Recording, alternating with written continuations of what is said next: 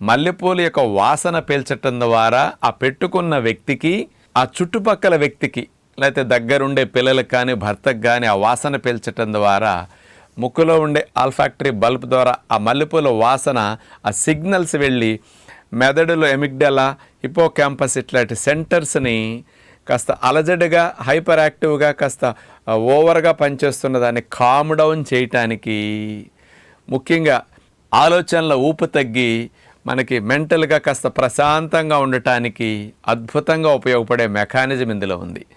ఈ మల్లెపూలలో జాస్మోన్ అనే chemical compound ఉంటుంది. ఇదేం చేస్తుందో తెలుసండి, డోపమిన్ అనే హ్యాపీ హార్మోన్ని, సెరటోనిన్ అనే హ్యాపీ హార్మోన్ ప్రొడక్షన్ని వాసన పీల్చినప్పుడు ఇంటర్నల్గా పెంచుతుందంట. మెదడు నుంచి ఆ రెండు హ్యాపీ హార్మోన్స్ బాగా రిలీజ్ అయ్యి కాస్త మానసికంగా ప్రశాంతంగా ఉండటానికి ఇది అద్భుతంగా ఉపయోగపడుతుంది. మరి చాలామందికి మెనోపాజ్